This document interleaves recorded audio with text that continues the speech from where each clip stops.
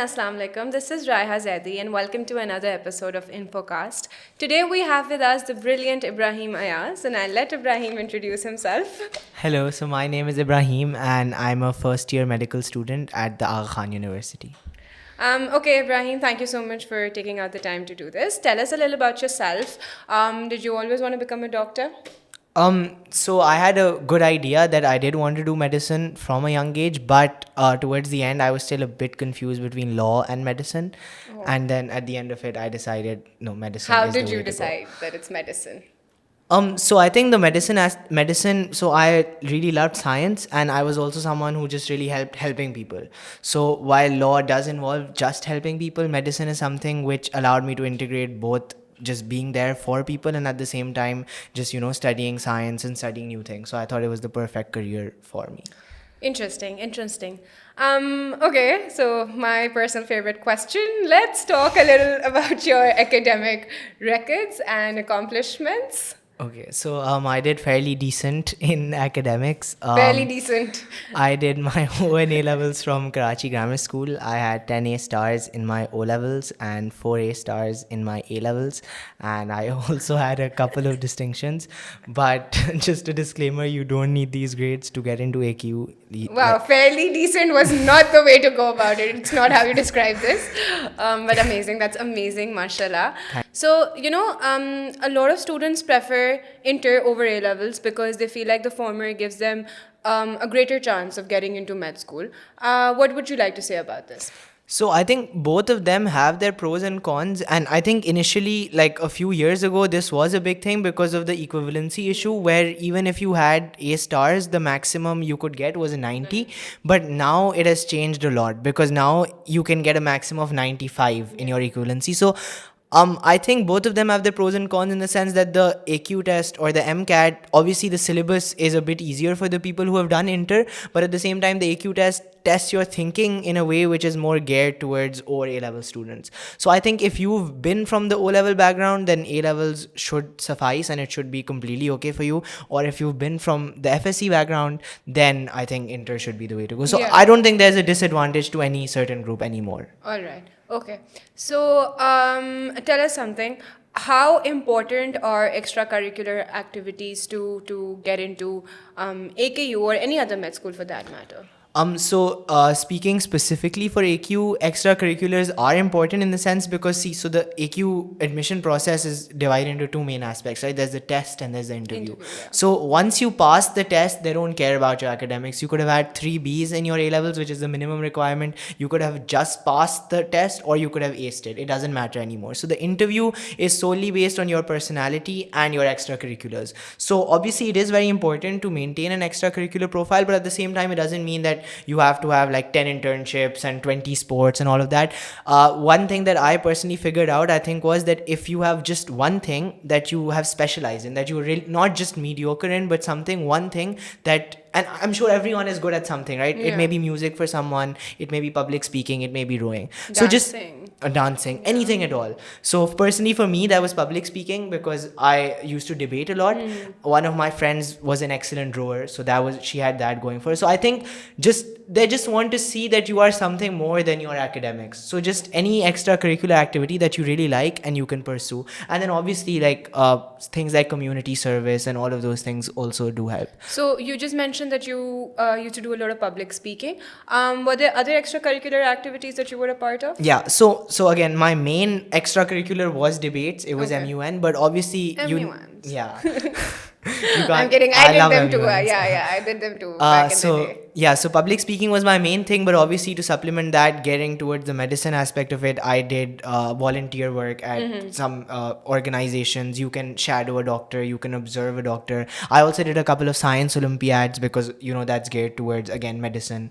Then just things like competitions, writing. It's so nice how you just casually put all these like achievements and accomplishments. Just did that. Just did a couple of Olympiads.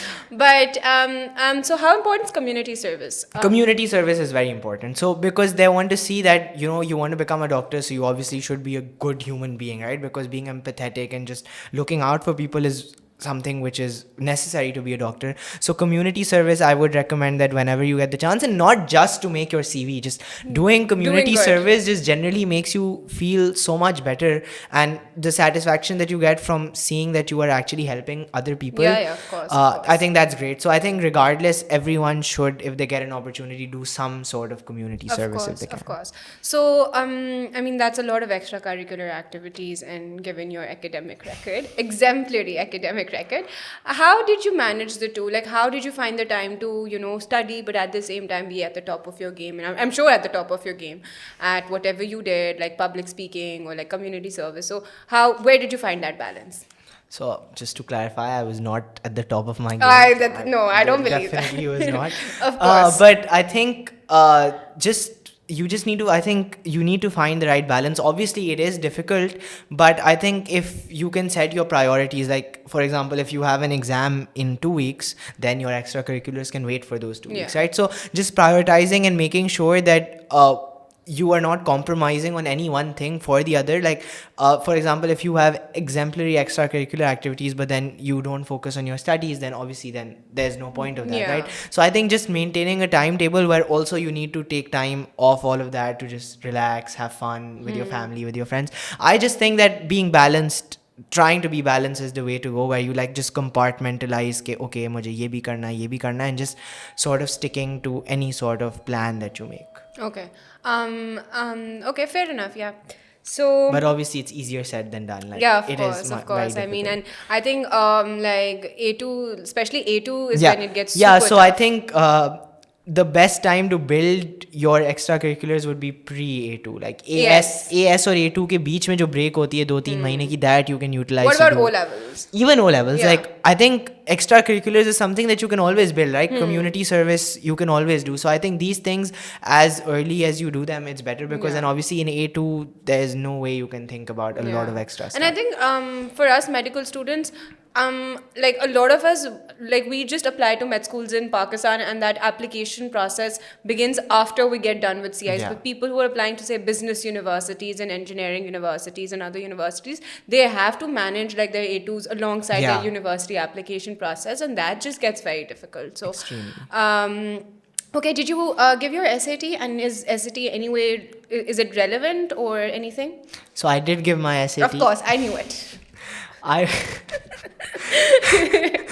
only gave my SAT because all of my friends were giving it, and I was like, I gave my SAT because all my friends. I was like, कहीं शायद कहीं काम आ जाए, कुछ ना कुछ होगा, but it does not matter for med school. For med school, not even for AKU. No. Okay. I did mention it because I gave it, so then I mentioned in my application, but I don't think it helps at all. Like there's no requirement, or they just don't look at it. Okay. Speaking of how tough A2 is, the AKU admission test is usually 2 months after the A2 CIEs end. So how did you prepare for the exam in such a short duration of time? So just the entire med school procedure for an A2 student in Pakistan is just really, really daunting and really, really annoying. Course, yeah. And I think especially in these 6 months, you just need to have a lot of willpower and just a lot of like, you just need to realize that, okay, I know that this is hard, but you have to somehow get through it. So personally for me, I didn't study a lot for my AQ test or my MCAT before my A-levels ended. So I did a little bit of here and there studying, but I was mostly focused on my A2s. The issue is that immediately after your A2s end, after a week or so, you don't have any time to like take time off and relax. And it all comes down crashing. You're like, okay, wow, I barely have time. So in those 2 months, you have to sacrifice spending time with your friends, relaxing, enjoying, because those 2 months will then decide what the next 5 years of your life will look like, right? So those 2 months are very, very difficult, and I did study a lot in those 2 months because I was from A-levels, and obviously we had to study all of the inter-syllabus. So it was just 2 months of studying, and it was just very difficult. And that is the only way to go. That is like, so medicine is obviously, it's an amazing career, but it is also a career which requires like, and as you're a 4th year student, I'm sure you know, it's just a career which requires a lot of hard work, like a lot of patience, there's no substitute for hard work. Like you have to like study to get there. So of course.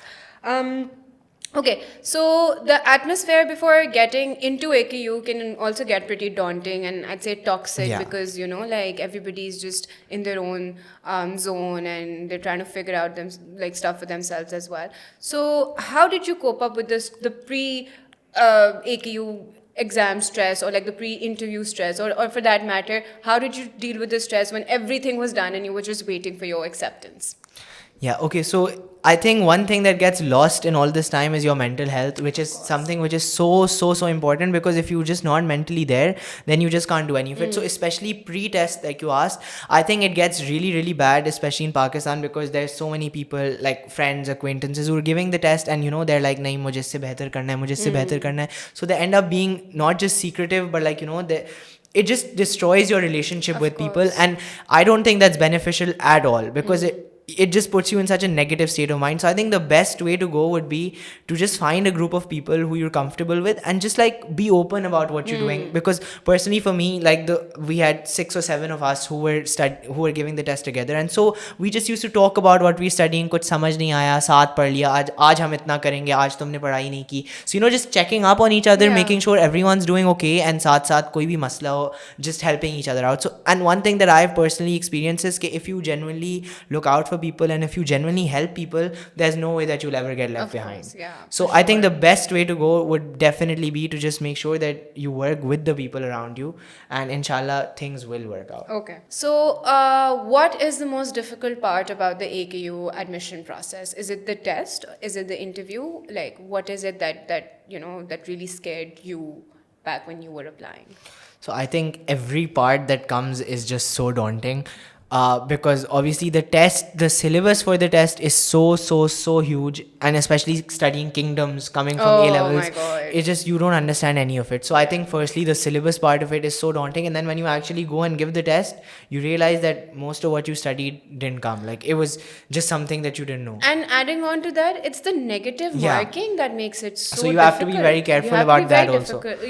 You have to be very careful with what you're answering because like you can't just be like going Yeah. on and answering, and you have to make sure कि क्या सही बोल रहे हो गलत बोल रहे हो, all of that. So yeah. But I think more daunting than, because the test is something you can still control. Like you can study for it and you can do well or you cannot do well. The more daunting aspect of it is the interview, because so there's 500 people and then they short them down to 100 people based on just 20 minutes of interaction with someone. Yeah. And there's no right or wrong way to go about it. Like you could give the best interview of your life and the interviewer could just not like you. Like when you gave your interview and you came out of that room, did you feel like, oh, मैंने क्या बोल दिया? Oh, I should have said this. I shouldn't have said that. I think that happens with everyone. Like Yeah. you overthink it so much because the interviewer has such a poker face. Like they don't tell you what's Yeah. going on, if you're doing amazing, if you're not doing amazing. So like you just walk out of that interview, and so I think the worst part of it was the wait. After the interview, it was like 4 months where they just didn't tell us anything. So my interview was somewhere around October, and they told us end of December. So those, I don't know, 2-3 months, it was just really difficult because you didn't know what to do with your life, you didn't know where you were going in life. It's just really. And in the meantime, you're also giving your NTS Your exam, MCAT, yeah. right? So yeah. So it's just very all over the place. I think these 6 months I are. think that was probably the worst time of my Yeah. life. Like, oh, it was so bad. Okay, so what's one thing that you love about AKU? तो हफ्ते में एक दिन हमें बिरयानी 60 रुपए की मिलती है. Oh my God, no way! क्या डालते हैं इसमें? ये असली चिकन नहीं है? चिकन ही होता है. सो फॉर स्टूडेंट्स बेसिकली वो रोज़ कोई एक डिश जो है वेजिटेबल वाली 30 रुपए की और चिकन या बीफ वाली 60 रुपए की, और हमें चाय भी 60 रुपए की मिलती है. तो और अच्छी चाय होती है, तो बजट अच्छा बन जाता है आपका. वैसे that's true. मैं एक दफ़ा एडमिट हुई थी AKU में, अच्छा खाना दिया था उन्होंने. So what's next for Ibrahim? Where do you see yourself in the next 5 years? Okay, so genuinely I have no idea. Like, so there are some people who are in med school with me who have known since they were born that they want to be a neurosurgeon A or cardiothoracic surgeon. Everyone loves cardiothoracic Yeah. surgery. But I personally have no idea at all what I want to do, and it gets a bit scary when you see people who know exactly what they're doing in life, but then you realize it's okay, like कर लेंगे figure out. And you what should take time it है. one step at Yeah, a like time. It's fine. अभी तो हम आए हैं university में, इंशाल्लाह कुछ ना कुछ. So I honestly I don't know what I'm gonna do. So this brings us to the end of our InfoCast.